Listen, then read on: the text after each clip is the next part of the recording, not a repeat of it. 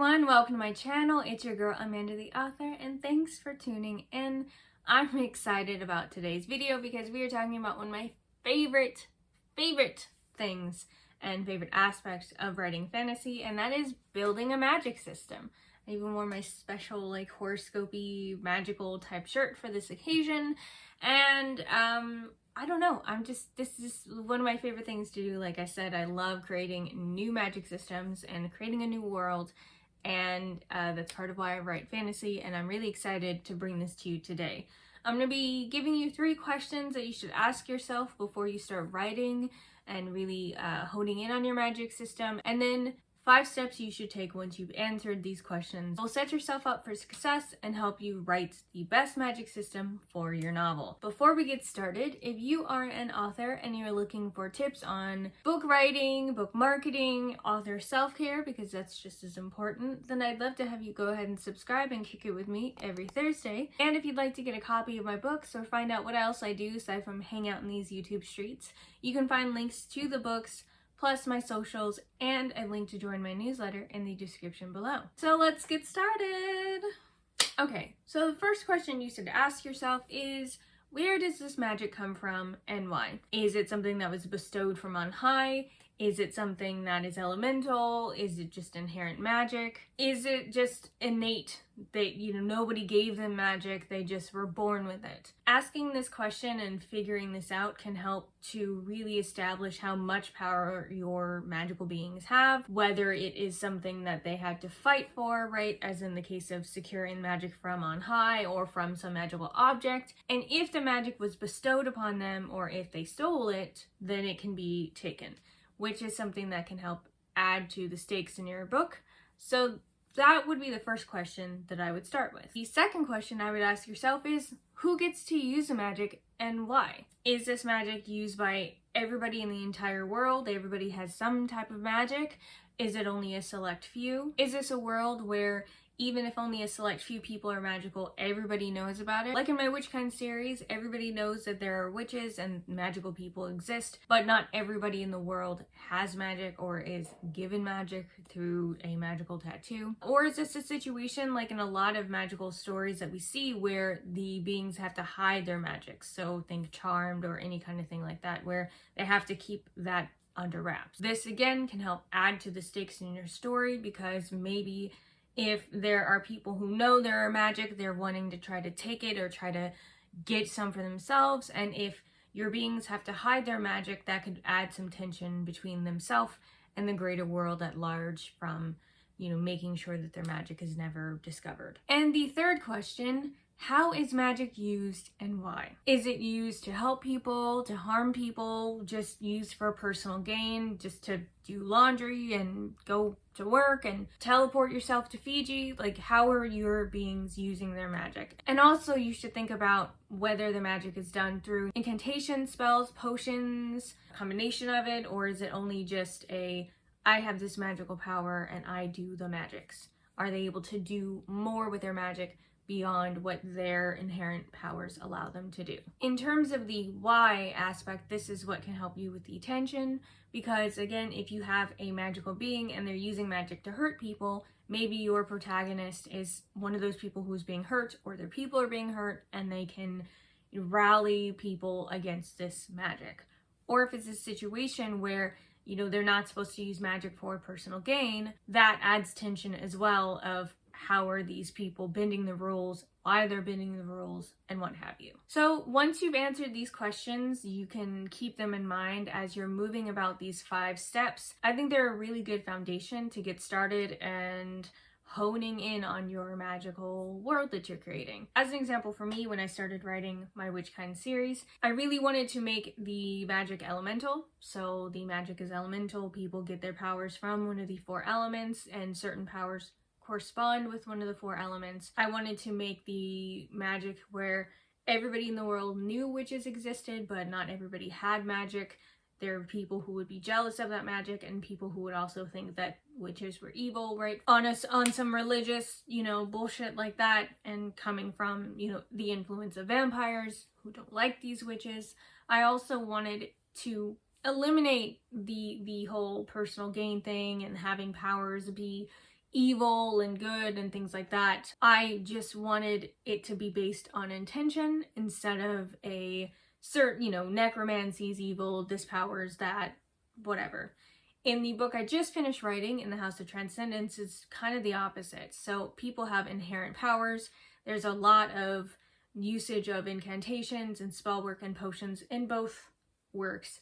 But in the House of Transcendence, even though the idea of certain powers being good and bad have been erased, there are still some people who believe in the old ways of certain powers being evil, and those people with those powers should have their powers bound and not be able to use magic again, because thereby adding tension between my main character, who's a necromancer, and other people in this magical community who see necromancy as evil magic. So now we're actually at the steps that you should take when you're building out your magic system. These are steps that I have taken with all of the things I've worked on, not just my Witchkind series or in the House of Transcendence.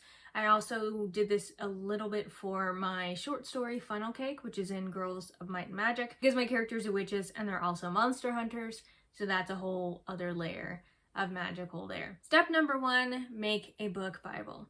Now, what's a book Bible? This is where you write all of the detail about your work, about the world, about the characters, about the magic system, everything. This is where all of that information goes. It doesn't matter if you're writing high fantasy or if you're writing low fantasy, writing dark fantasy, writing epic Lord of the Rings type fantasy, or if you're writing urban fantasy a la Dresden Files or Supernatural. You should still have some kind of book Bible where all of the unique information about your world, right? Because even if you're writing urban fantasy or contemporary fantasy, as we say, it's still you creating a world. Even if that world is based on this earth, in this time period, in past time periods, just with magic, you should still have a book Bible. So some things to include in your book Bible, and I'm again saying this from experience and talking to some of my other author friends who also have book Bibles that they swear by, are character profiles, character arcs, a rundown of your world's history. Again, even if you're writing a contemporary fantasy, this is still helpful, especially if you are integrating magic into the fabric and the history of this world. It will be good to write some kind of historical record. As an example, when I started writing To a Stair with Love, I created a magical history of the Witches' Council, which is the governing body of all the witches in the world for the series. And so I had to figure out when they would be founded, how they would be founded, what's happened to them over the years. I wrote down significant wins and losses for the council, significant council heads, especially noting that one of my main characters, Oleana, is the first Black woman head of the council. So having that history in mind when I wrote about that incident or when I wrote about that victory was important, because I was able to really talk about it as though it had actually happened in this timeline. There's also quite a bit of politics and quite a bit of vampire stuff in this book. So not only did I write my book Bible for To a Stair with Love, Two Lars in Desperation, and then the third book that I'll be writing, I didn't only write stuff for the magical aspect, but also the vampire aspect as well. Additionally, this is where you will run down your magic system. So this should be where you answer those 3 questions. Where does the magic come from? Who can use it? How is it used? Answering those questions in your book Bible and starting to build out the rest of that is where you'll do it. Step number 2 is dissect your magic system as much as possible. You might be thinking this is a fuck ton of prep work, and it is, but ultimately not everything that you write in your book Bible is going to end up in your story. A lot of it is just for you, but you do have to understand the world that you're creating in order for it to feel lived in order for your reader to believe in the world, and in order for you to be able to properly speak to the rules and the tension and the good and the evil and the ill intent of it all. You need to have that in mind before you start writing the book. Even if you are a pantser, even if you're somebody who has no outline, having a book Bible and dissecting your magic system will help. In my book Bible, the magic system takes up a lot of the space of it, especially talking about the 4 elements, As I mentioned, I wanted to assign different powers to the 4 elements, and so I did that in my book Bible. For air, the powers are more mentally kind of intellectual based. My main character, Mercury, he's got the power of telekinesis. There's also telepathy, psychometry, which is being able to see and also manipulate people's memories, the power of premonition, etc. For Earth, they're more body-based powers, so it's like healing, poisoning, also being able to change matter, transmogrification. For water, it's more like blood and kind of liquid based, so blood magic, being able to control water in all its forms, also echolocation, like being able to hear underwater. And finally for fire, it is more passion, emotion based, so causing pain, causing lust, controlling fire, also being able to control certain weaponry. You can include the limitations of your magic here, so including if magic can be used for personal gain or not, what powers can be used for personal gain or not, if magic can be used, if certain powers are evil or good. Also include any kind of spells or power or potions or incantations that can be used and what they're for. Step number 3 is to assign powers to your characters, but also think through why certain characters have certain powers. Could it be personality related? Is it random? Does it serve the story? In the book I just finished writing, in the House of Transcendence, I made my main character a necromancer because I wanted her to have a power that would terrify her.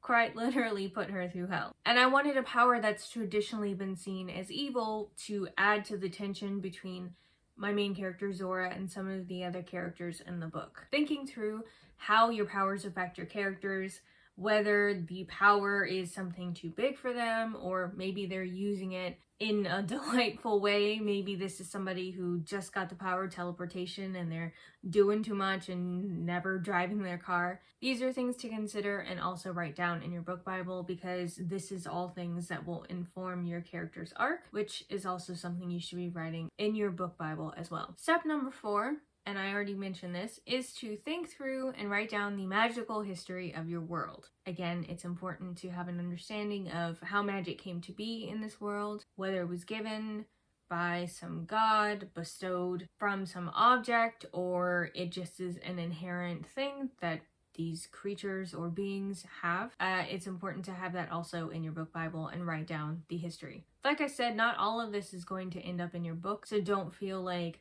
you put in all this work and all of this stuff has to end up in some big ass info dump in your book. That's not the case. It's for you, so you know how to write this and so that your work again feels lived in and that your readers can take it seriously, I guess is the word I'm looking for. That your readers can feel the consistency and can feel the authenticity there. In my book, In the House of Transcendence, the magic system is completely different than the series that I'm also working on. It's not elemental. Powers are just inherent. Like I said, I gave Zora the power of necromancy because I wanted her to have a power that would terrify her. But I also have other characters with powers that are really cool and not terrifying. I think necromancy is cool too. I don't know why I said that. But I gave other characters powers like teleportation, shape-shifting, empathy. Another character has a power of persuasion, which is a really intense power, and that was really fun trying to figure out those limitations. It's also a world where each city or location has 3 magical houses that help guide and connect and protect the magical community they're in. Usually it's arranged where one house is responsible for adhering to magical law. There's a completely different pantheon of gods in the system that I made up, and they require sacrifice, so this house is responsible for ensuring that all of the rituals are kept sacrosanct, making sure that the sacrifices are done and whatnot. There's another house that usually is responsible for maintaining human law and making sure that the witches are not breaking the law and drawing attention to them, because in this world, the greater world has no idea that magic exists. Or if they do, a lot of them are terrified. Zora is the only one in her family who has magic, and her mother is terrified, and so are her brothers. And then finally there's the 3rd house that usually is responsible for revelry and making sure that the witches are living joyfully and happily and, you know, adhering to these other things, the law, but also relishing and thriving in their powers. So each of these houses has a house head, and usually the house head is nominated when a previous one dies. Sometimes the house head is ousted. So because there's all of that history, all of the potential drama for a house head being ousted or somebody dies, who takes over, there can be schemes and politicking. I wrote down quite a bit of the history of the 3 magical houses in Savannah, which is where the book is set. I also wrote a little bit about magical houses in Los Angeles, where one of the main characters is from. And I did all of that partially because it's fun, but also because I wanted to have all that history inform the book, inform the characters, and then when they're sitting and gossiping, I know what they're going to talk about. They're talking about, remember when so-and-so was kicked out of this by so-and-so, or nah, that's just house rules, this is what it is. So when Zora came in, she was coming into a community that was lived in, that had this rich history that she had to immerse herself in. Step number 5, and this is a really, really important one. All of these steps are important, but this is the one that will probably have, I don't want to say the biggest impact on your story, but this is one that if you don't get right, it can really not be good. And that is, define the rules and stick to them throughout your entire book. Define your rules for your magic and stick to them. I'm sure we've all seen works or read a book where they say that the magic can only do X, Y, and Z, and then we find out it does 1, 2, 3, okay? And we're just sitting there as consumers of this content, like, make sure that you're consistent with what you say that your magic can and cannot do. And if you decide to add a little bit more in there, make sure that you explain that. The biggest example I can give here is that in my series, witches can only have magic from one element. You know, they can have air or earth, fire, water, and they're known as hands. An air hand, fire hand, water hand, and earth hand. My main character, Mercury, is an air hand. However, he's starting to show and have powers from the different elements. And I've been teasing throughout the series that something bigger is happening with him and his powers. And that will be revealed in the 3rd and final book, which I'm actually starting to work on now. So if you're going to set these rules up, it's important to follow them. Because if you don't, your readers are they're not gonna take the book seriously. They won't take the tension seriously. If you say that your witches can't do magic for personal gain, right? And then you have them do a spell to get a new car, and then there's no consequence, we're going to not take the rule of personal gain seriously. And then that completely erases whatever tension that rule might have infused in the story. Define your rules and stick to them. And your readers will notice this, pick up on this, and maybe feel some type of way because they can't take it seriously. The biggest thing when building your magic system is to have fun. Think outside the box, create something new, or improve on something that's already been done. One of the reasons why I love building a magic system, it helps me to really dig deep into all of those creative reaches in my mind. It pushes me to try to create something new or improve on something that's already been done. I had a blast creating the magic system for my series in the House of Transcendence for Funnel Cake, and I know I will in the future when I create future magic systems. Because I've pretty much decided that a lot of my books are going to include magic and witches, so Okay, everyone. So, just to recap, before you start creating your book Bible, you should answer these 3 questions. Where does the magic come from? Who can use it?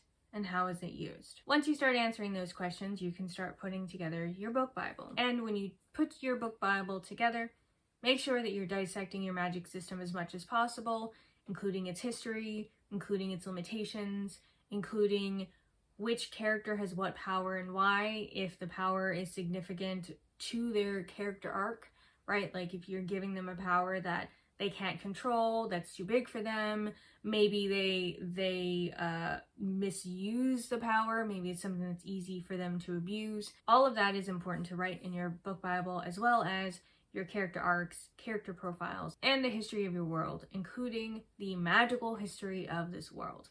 And also, if you have any other supernatural creatures, maybe include that history as well, right? If you're writing witches and vampires, maybe include the vampiric history in your book Bible. Make sure that you're defining the limitations of your powers and the rules, and that as you're going through and writing your book, you can stick to these rules and the limitations. And if you decide to break these rules or limitations, make sure that you're telling your audience why. I hope you found this video helpful. I'm really glad that I got to chat about one of my favorite things to do, creating a magic system. If you have any questions about my magic system, or you'd like to see a part 2 to this, maybe you need a little more information, go ahead and like this video and leave a comment and leave a message in the comments for me. Once again, if you have not gotten your copy of To a Stare with Love, or To Lars in Desperation, or Girls of Might and Magic, you can find the links in the description below. And if you're wondering what else I'm up to aside from this YouTube channel, I am one half of the Horror Ho support group, book club, and podcast. It's a podcast that is reviewing horror content specifically from a Black horror lover's lens. Additionally, on this channel, you can also tune in to Lit Bitches, which is a bi-monthly indie author panel I do with two of my favorite authors, Katrina Lewis and Kyla Gentle. We kiki and have a great time. And finally, if you want some book recommendations, content recommendations from me, if you want to see the cover for my book, if you want to see any more information about the books and the things I'm working on, you can follow me on social, which you can find the links in the description, and you can also join my newsletter. That's enough blabbering from me. I hope you all have a great day, and I will catch you later. Bye!